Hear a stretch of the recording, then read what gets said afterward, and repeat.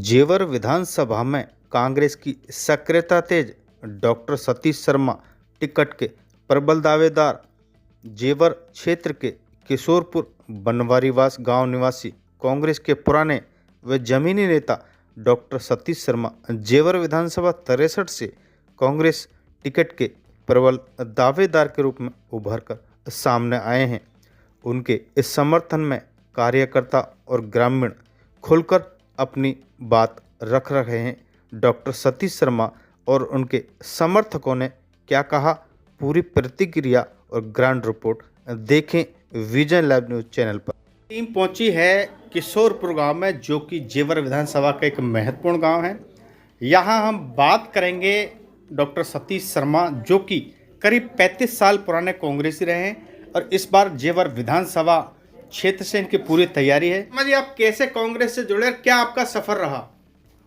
मैं कांग्रेस से ऐसे जुड़ा जी कि हमारे जो बुजुर्ग थे ना, उन्होंने हमको बताया कि भैया आज़ादी के लड़ाई में कांग्रेसों का जो योगदान रहा है और जो उन्होंने लड़ाई लड़के एक स्वतंत्रता हासिल की, जब हमारी आंख खुली तो हमने अपने बुजुर्गों से यही देखा, उन्होंने हमको यही बताया। और कुछ समय बाद जब हम देखते थे तो हमारे यहाँ जो भी कांग्रेस की योजना चलती थी, जैसे JRY योजना थी, उससे खरंजा लगते थे गांव में, जब कुछ नहीं था, काफ़ी गहरे गहरे गड्ढे हुआ करते थे रास्तों में। तो जब हम पढ़ते थे तो गांव में गड्ढे देखते थे, तो कांग्रेस ही ऐसी पार्टी, उसने जो है खड्डों से निकाल के आज जो रोड देख रहे हैं आप, इतने रोड हैं, कितना विकास किया है, वो कांग्रेस ने किया। तो तब जैसा समय था वैसा ही किया। तो जब गांव में खरंजा लगते थे तो कहते थे JRY। फिर पढ़ने के वक्त में ही हमको लगा, सब कुछ देखते थे, हम देखते थे कि इंदिरा आवास में मकान बन रहे गांव को, गरीब आदमियों को, और पट्टे पे जमीन देती थी कांग्रेस पार्टी गरीबों को। तो इतनी सब क्रांतिकारी योजना कांग्रेस की थी, तो उससे हम प्रभावित रहे और अच्छा लगा हमको बहुत। और हमारे दिल में जब हमने कांग्रेस देखी, कांग्रेस के सारे काम देखे, तो हम कांग्रेसी हो गए। शर्मा जी, जेवर एक ऐसी विधानसभा रही जो कि गौतम बुद्ध नगर जिला बनने से पहले ये बुलंदशहर के तहत आती थी और रिजर्व भी थी उस समय भी, और उसके बाद भी यहाँ जो कांग्रेस का भी परचम रहा, कांग्रेस के भी कई जनप्रतिनिधि रहे। और आज ये एक बड़ा जो एयरपोर्ट है यहाँ, वो यहाँ बनने जा रहा है। तो क्या आप मानते हैं, जो सेंट्रल में भी एक दल की सरकार है और यूपी में भी एक दल की सरकार है, और ये कहा जा रहा है कि बदलता जेवर, क्या कहेंगे?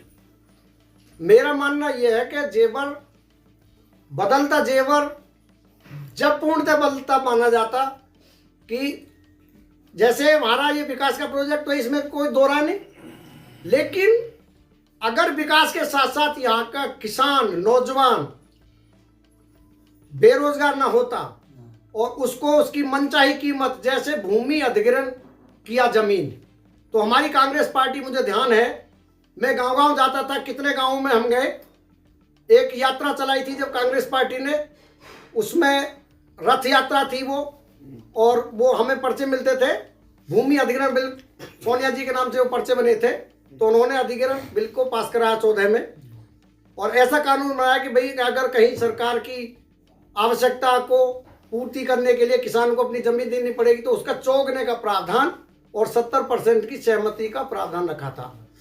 आज यहाँ उसके उलट हो रहा है। सरकार जो ली है जमीन, बहुत बड़ा प्रोजेक्ट है, तो बहुत बड़े इससे मुनाफा होगा गवर्नमेंट को भी, तो एक किसान को बेघर किया जाता, तो हम मानते कि बदलता जेवर का नारा सही है। आपका मानना यह है कि जो जेवर एयरपोर्ट यहाँ जो इंटरनेशनल लेवल का, जो मतलब विश्व का तीसरा हवाई अड्डा और भारत का पहला है, हाँ, बेशक यहाँ पर स्थापित हो रहा है, हाँ, लेकिन जो यहाँ के किसान हैं, जो मजदूर हैं, या जो युवा हैं, जो बेरोजगार हैं, उनका वाजिब हक नहीं मिल पा रहा है। ये मेरे से नहीं, आप यहाँ R&R में पब्लिक जो यहाँ से पहले गांव विस्थापन हुए हैं, आप वहां जाके भी पूछ सकते हैं। आज वो रोड पर आ गए हैं बिल्कुल। क्यों? कि उनको उचित मुआवजा मिल जाता। जैसे मान लो किसी पे अगर 70 बीघे खेत है, तो उसको तो अगर 20 लाख का या 22 लाख का मुआवजा मिला, तो उसने तो अपना खूब जमीन खरीद लिया, तो वो तो है। लेकिन छोटे तबका के और जो मजदूरी करते थे, उन्हें क्या मिला? 5 लाख पे भी उन्होंने रिश्वत देकर उनको 1-1 लाख रुपए, 4 लाख रुपए मिले। घर था ही नहीं उन पे, खेत था ही नहीं उन पे, आज रोड पर रिक्शा चला के गुजारा कर रहे हैं। जो छोटे भूमि 10 बीघे या 5 बीघे वाले थे, उन्होंने कहीं मकान लिया, वो उनका पैसा वहां फंस गया। कोई बेचारों को गलत मकान मिल गया, किसी पे केस चल रहा है, किसी पे कुछ हो रहा है, किसी का दाखिल खारिज नहीं हो रहा है। तो इन समस्याओं में आके आज रोड पे है, तो ये कैसे बदलता जीवन है। शर्मा जी, आप 2022 में जो विधानसभा चुनाव हुआ था उसमें भी आपकी पूरी तैयारी थी जेवर विधानसभा चुनाव की जी, लेकिन किसी वजह से आप चुनाव नहीं लड़ पाए। अब इस बार 2027 का चुनाव आने वाला है और जो क्षेत्र की जनता है उसके बीच चर्चा ये है कि इस बार आप पूरी तैयारी में हैं और पूरी प्रबल संभावना आपको आप टिकट के दावेदार के रूप में जनता के बीच हैं। क्या पार्टी हाईकमान से कुछ आश्वासन मिला है, क्या कहेंगे? देखो, पार्टी हाईकमान से भी हमें आश्वासन मिला है और ये तो जनता जनार्दन का प्यार है जी। हमें जनता जनार्दन का साथ मिल रहा है या क्षेत्र में। चूंकि हम पुराने हैं, कोई गांव हमारी विधानसभा में ऐसा नहीं है जो हमको ना पहचानता हो या हम वहाँ कार्यक्रमों में या दुख सुख में उनके साथ न रहे हो जी। मैंने अपनी विधानसभा के अलावा दूर दूर तक मैं चुनावों में रहा हूँ। चूंकि मेरी रग में कांग्रेस का खून बहता है, तो मैं हरियाणा में भी चुनावों में गया हूँ कितनी बार। और ये जवा और हमारी अलीगढ़ जो विधानसभा पड़ोस में जो पड़ती हैं बुलंदशहर जैसे, तो इनमें सब में जाता हूँ मैं जब चुनाव होते हैं और अपनी को भी देखता हूँ। तो अच्छा, और फिर मैं बताना चाहूँगा आपको कि जेवर से कांग्रेस इसलिए मजबूत है कि ये कांग्रेस ही सीट थी पहले, और मैं उस समय से ज्वाइन करा हूँ। हमारे यहाँ जब एससी में सीट हुआ करती थी तो यहाँ से लास्ट में वो बने थे हमारे एमएलए, तो वो थे रतन स्वरूप राही जी, सिकंदराबाद के थे, वो बुलंदशहर जिला हुआ करता था। तो मैं उनके साथ चुनाव में घूमा। मेरी उम्र काफ़ी नहीं थी, जब मैं युवा ही था, तो उनके साथ में रहा। सत्या बहन जी लड़ी कई बार चुनाव, त्रिलोक चंद जी लड़े, तो मैंने बड़े बड़े चुनाव यहाँ देखे।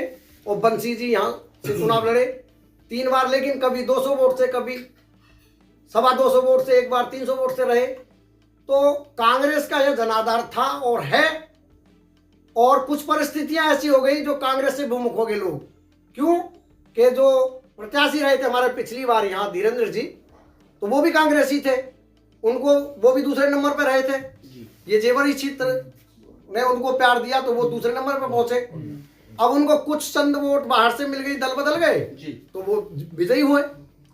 सतीश शर्मा जी, अभी आपके साथ ये दूर दराज से गांव के लोग यहाँ आए हैं, इनसे भी खास बातचीत करेंगे। हाँ। और आपके समर्थक भी हैं जी। क्या कहना चाहेंगे? शुभ नाम क्या आपका?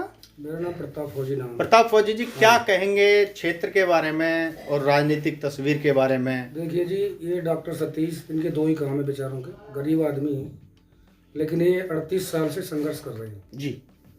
और हमारी तो यही इच्छा है कि इनको टिकट दिलाया जाए जी, और इसकी हम इनके साथ सदा इसी उम्मीद में रहेगी एक विधायक बने। इनका संघर्ष इस बार जो है वो और ये लक्ष्य की ओर बढ़ेगा। ऐसे आदमी हैं, रात को चाहे डॉक्टरी का हो चाहे किसी पुलिस वगैरह, जो समाज सेवी है, तो सबके साथ ही करते हैं। तालियां। बहुत अच्छे, सीधे बैठो। और हम तो उम्मीद यही कर रहे हैं जी, हमारे यहाँ पे भी कांग्रेस जीतनी चाहिए। हाँ, जीतनी चाहिए और पूरा सपोर्ट है इनके लिए। डॉक्टर साहब पास साथ मौजूद हैं गोपाल शर्मा जी, जो कि एक सीनियर यहाँ के वृद्धजन हैं और बनवारी वास के रहने वाले हैं, और इनकी मन की भावना है कि सतीश शर्मा जी आगे बढ़ें। क्या कहना आपका? आगे बढ़ने चाहिए सतीश शर्मा? आगे बढ़ने भी चाहिए, और उनके पिताजी भी हमारे साथ रहे, हम और वो एक साथ रहे चुनाव में। क्षेत्रवासियों को क्या संदेश देना चाहते हैं, क्या अपील करना चाहते हैं? मैं क्षेत्रवासियों से एक अपील करना चाहूँगा कि जिन्होंने, हमारी पार्टी कांग्रेस ने अपना सब कुछ देश पे न्यौछावर कर दिया जी, ऐसे सपूत, मेरी आंखों में आंसू आने, कोई मुझसे बात नहीं हो रही है कि हमारे ऐसे नौजवानों को खोया कांग्रेस पार्टी ने जी। राजीव गांधी जी शकल जब मैं छोटा था तो एक पोस्टर में हम देखा करते थे दीवारों पर उनका फोटो लोई के साथ में जी। तो मैं रात में टार्च जलाकर उनको देखता था, तब भी मेरा जी नहीं भरता था। तो मैं उनको देखता था, ऐसे सपूत कांग्रेस पार्टी ने खोए। इंदिरा क्या शेर की तरह दहाड़ने वाली हमारी नेता थी, क्या नहीं किया उन्होंने गरीबों को। तो उनकी क्रांतिकारी योजनाओं से मैं प्रभावित, और मुझे ध्यान है जब इंदिरा गांधी को किसी कारणवश उनकी हत्या हुई जी, मैं ज्यादा कुछ किसी को नहीं कहना चाहूंगा जी, तो उस समय मैं पढ़ता था, तो मैंने एक गाना भी लिखा था उनके ऊपर और गाया भी था। 2 पंक्तियां बताएं। 2 पंक्तियां बताएं। वो 2 पंक्तियां ये हैं कि बेईमान बेअंत अंत क्यों कर दिया इंदिरा रानी का, और आंखों में 2 आंसू भरकर समझो अर्थ कहानी का। तालियां। प्रजातंत्र को पाल पोसकर इंदिरा जी ने बड़ा किया, और अपने पैरों पर भारत को इंदिरा जी ने खड़ा किया। राजनीति के गद्दारों को फटकारा और कड़ा किया, मजदूरों को गले लगाकर चंद्रमा पर चढ़ा दिया। तालियां। बदमाशों को सड़ा दिया, समझाया अर्थ कहानी का, और आंखों में 2 आंसू भरकर समझो अर्थ कहानी का। छुआछूत मिट गई देश से इंदिरा जी की माया से, और शेर डरा करते थे भैया इंदिरा जी की काया से। बहुत अच्छे, बहुत अच्छे, बहुत। एक शेरनी 16 गोली, लानत है उन हत्यारों पर, लाशों पर कुत्ते छुड़वा दो उन दोनों गद्दारों पर। बंटवारे से क्या मतलब, बंटवारे की एक आग थी वो खा गई हमारी इंदिरा जी को। बंटवारे से क्या मतलब, भारत था क्या उनकी नानी का। आंखों में 2 आंसू भरकर समझो अर्थ कहानी का। सावधान होकर सुन लो, ये भारत नेहरू गांधी का।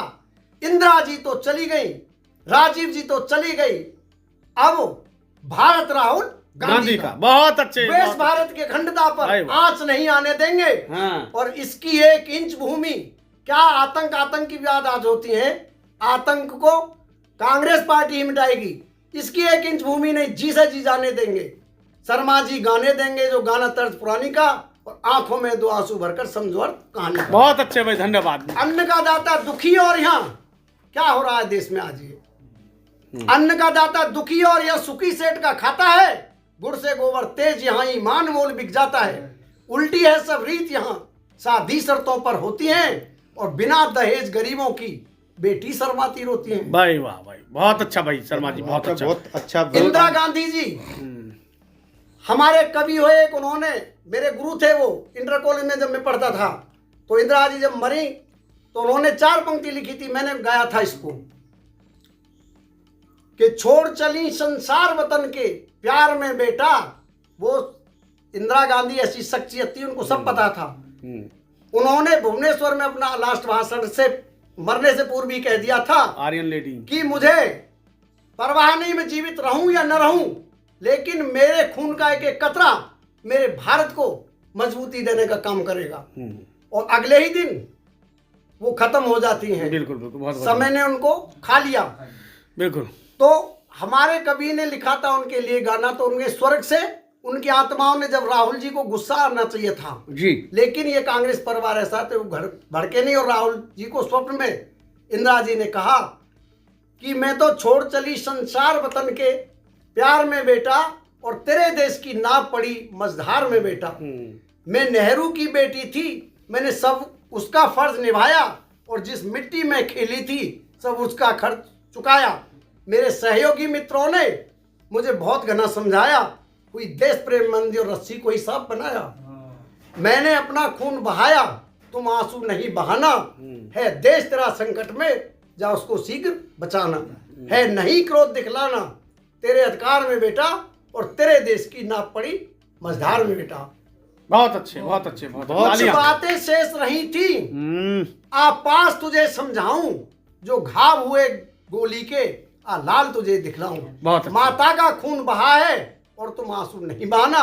है देश तेरा संकट में, जा उसको शीघ्र। बहुत अच्छे शर्मा, बहुत अच्छा, बहुत अच्छा। आपने हमारी रग रग में कांग्रेस है। बहुत अच्छे। हम जिएंगे तो कांग्रेस के लिए जिएंगे, और मरेंगे तो। और मैं तो सभी साथियों से और सभी देशवासियों से अपील करना चाहूंगा कि भाई, जिस की नींव मजबूत नहीं होगी वो बिल्डिंग नहीं चलेगी। बहुत बढ़िया। वो देश नहीं चलेगा। कांग्रेस नींव है देश की, कांग्रेस लाओ, देश बचाओ। आत्मा को भगवान शांति का जी जी प्रदान करे। ठीक है। और मैं इसमें कहना चाहूंगा कि जिसके न फटी विवाही हो जी, वो पीर पर आई क्या जाने। जी, अगर इन अधिकारियों के साथ ऐसा होता जी, तब इन्हें पता लगता कि युवराज कैसे होते हैं। जी, ऐसे ही वो युवराज नहीं हो गया जी, उसकी माँ ने खुद अपनी नींद हराम करके जी, और खुद गीले में सो करके उस युवराज को पाला, जड़ से लेके आज पौधा फूल तक, और फूल के बाद फल की प्राप्ति तक पहुंचाया। उस माँ को पता है उस दर्द का। जी, वो युवराज के बारे में मेरा कहना है, जैसा मैंने सुना, मुझे जानकारी मिली जी, कि वो रोड के समीप कोई इतना गहरा तालाब बन गया था, तालाब कहूंगा मैं उसको, जैसा बिल्डरों की कमी रही है। तो बिल्डरों की ये कमी रही है और इसमें कहीं प्रशासन की भी लापरवाही रही है। जी जी। क्यों कि अगर प्रशासन का काम ये था कि कहीं अगर है कोई खतरनाक एरिया तो उसमें हम बैरिकेडिंग का काम करते हैं, बैरिकेडिंग करते हैं, रिफ्लेक्टर लगाते हाँ हैं। रिफ्लेक्टर लगाते हैं, कुछ ना कुछ को व्यवस्था करते हैं। चलो वो भी नहीं था, और जैसे ही वो गया तो वो इतना गहरा गड्ढा था कि गाड़ी उसमें जैसे ही गिरी तो उसमें बैठती चली गई गाड़ी, दलदल में गाड़ी बैठती चली गई। तो वो लड़के ने सोचा, कॉल किया उसने, और अपनी जान बचे कैसे भी दलदल में, जब मिट्टी से वो डूबने लगा, ऊपर छत पे चढ़ा है, छत पे से उन्होंने कॉल किया है, प्रशासन वाले वहां पहुंच गए जीवित हालत पर ही। उसने बार बार गुहार लगाई, भाई मुझे बचाओ मुझे बचाओ, गाड़ी नीचे जा रही है। तो ये लापरवाही थी, घोर लापरवाही थी। मैं इसकी निंदा करता हूँ और प्रशासन से अपील करता हूँ कि आइंदा भविष्य में ऐसी घटना न घटित हो, क्योंकि माँ को दर्द होता है अपनी औलाद का। जी। प्रशासन पे कोई फर्क नहीं, कौन दे देगा उसके लाल को बचा के आज, कोई नहीं दे पाए। और ये बड़ी दर्दनाक घटना है। तो ये इससे बुरी बात कोई हो